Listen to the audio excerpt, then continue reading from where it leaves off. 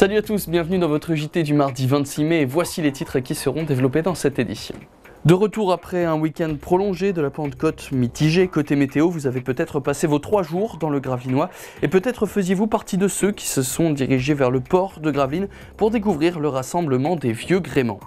Ou alors êtes-vous parti au parc Galamé de Lonne-Plage qui ouvrait sa saison estivale sous les nuages. Diverses animations étaient au programme, comme par exemple le premier marché du terroir. Et vous pouviez vous réfugier à l'intérieur de la médiathèque de Gravelines par ce samedi maussade. Ça tombe bien, parce que ce samedi on parlait musique, le but échangé autour d'une chanson ou d'un album. C'est devenu un rendez-vous incontournable pour les propriétaires de vieux gréments. Depuis maintenant environ 10 ans, ils amarrent leur bateau au quai Vauban. Mais cette année, seuls les fidèles ont répondu à l'invitation de l'association des vieux gréments des Bancs de Flandre, Emmanuel de Pecker. Seulement 6 vieux gréments fait escale dans le bassin Vauban pour le rassemblement annuel. Et parmi les propriétaires, des habitués, mais surtout des amis. On va dans les fêtes maritimes, ils viennent chez nous et ça construit des amitiés. Il y a des bateaux, il y a un bateau bleu, là, vert plutôt, pardon, de Bruxelles. Ça fait tout de même 5 jours de navigation, en dormant dans les ports. Mais ils viennent parce que par amitié, quoi. C'est un peu leur début de saison, quoi. Ils viennent à Gravelines. Le rassemblement gravelinois semble subir la concurrence des commémorations de l'opération Dynamo, organisée en même temps sur le Dakarquois. De nombreux vieux gréments inscrits manquent à l'appel.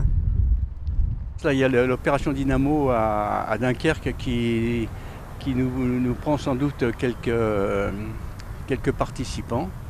Mais enfin, est-ce qu'ils sont à Dunkerque ou pas? Il y a deux SMAC anglais de l'Essex. De SMAC anglais de l'Essex qui doivent arriver. Ils n'ont pas dit qu'ils ne viendraient pas. Puis un bateau de Blankenberg encore, qui lui, on est certain qu'il viendra. Et un peu plus petit, un bateau de Nieuport aussi. Et puis on attend les Normands, et pas de nouvelles. Une déception pour le président qui apprécie voir une belle flotte amarrée, comme cela a déjà pu être le cas dans les années précédentes. Moi, j'aime bien quand on est obligé de mettre 2 ou 3 bateaux les uns sur les autres, comme ça arrive quelquefois. Là, on va remplir les trous certainement, mais ça ne sera pas une grande année, quoi. Même si la mobilisation n'a pas été à la hauteur des attentes du président, le rassemblement a quand même attiré des promeneurs curieux de découvrir les vieux gréments. Samedi, la fête de la nature rouvrait la saison estivale au parc Galamé. Malgré une météo capricieuse, petits et grands ont profité des nombreuses animations proposées, les traditionnelles balades en poney, découverte de la faune et de la flore, mais aussi pour la première fois un marché du terroir, place de l'église, Emmanuel de Pecker. Depuis quelques années, on note un retour en force du terroir, de l'authenticité et du local. Les clients sont de plus en plus attirés par les produits de saison et notamment ceux qui concernent les fruits et légumes. En fait, on évite le transport, on évite de détruire la couche d'ozone et compagnie. Bon, bien sûr, on est obligé de travailler avec des produits qui viennent d'un peu plus loin.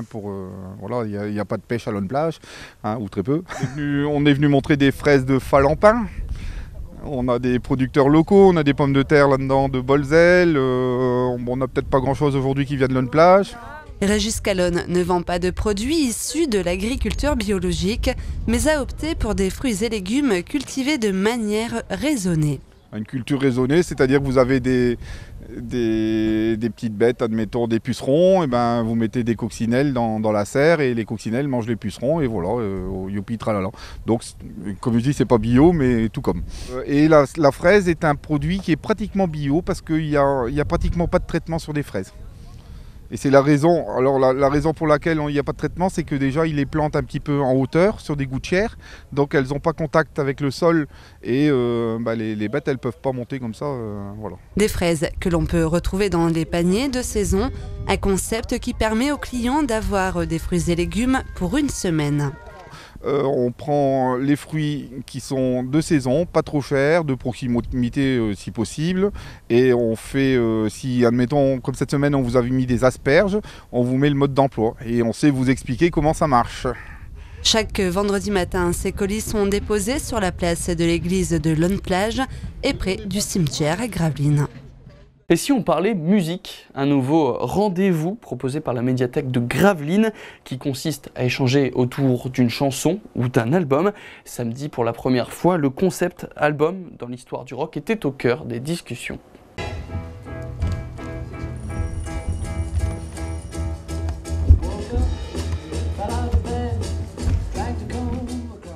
Les mains et les pieds battaient la mesure dans l'espace discothèque, la musique contrastée avec l'habituel silence qui règne dans une médiathèque.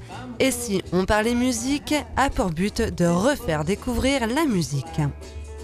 En fait, on est parti du principe que on prenait plus beaucoup le temps d'écouter les disques, que ce soit voilà, à la maison, la vie est parfois débridée. Et le constat avec Bernard, c'était effectivement de prendre le temps aussi d'écouter et prendre plaisir à écouter un disque. Je pense qu'il y a, de toute façon, ne nous leurrons pas, il y a un problème de fond actuellement concernant la musique au niveau des marches de la part du public. Il y a quelque chose à revoir là, je crois. Pour refaire découvrir la musique et laisser les textes envahir le public, les animateurs, qui sont tous deux musiciens en dehors de la médiathèque, ont choisi de grands classiques qui ont marqué l'époque du rock, les Beatles, Bob Dylan ou encore Pink Floyd. On va essayer de parler effectivement de la nature des textes, on ne pourra pas forcément rentrer dans le détail forcément de tous les albums, on va en présenter une dizaine et puis en présenter d'autres aussi mais de manière plus succincte. On fait un focus sur 10 albums et on laisse donc au lecteur le soin de pouvoir se plonger dans cette notion-là. La seconde édition de Si on parlait musique aura lieu le 10 octobre à partir de 16h à la médiathèque. La causerie s'articulera autour de l'illustration de pochettes de disques, avec notamment la présence de Captain Nico. Et de musique, il en sera question tout de suite dans votre émission Plein Phare. On va vous parler de l'événement du week-end du côté de Gravelines, le Festival international de musique. Quant à nous, on se retrouve jeudi pour un nouveau JT. Très bonne soirée à tous sur Delta TV.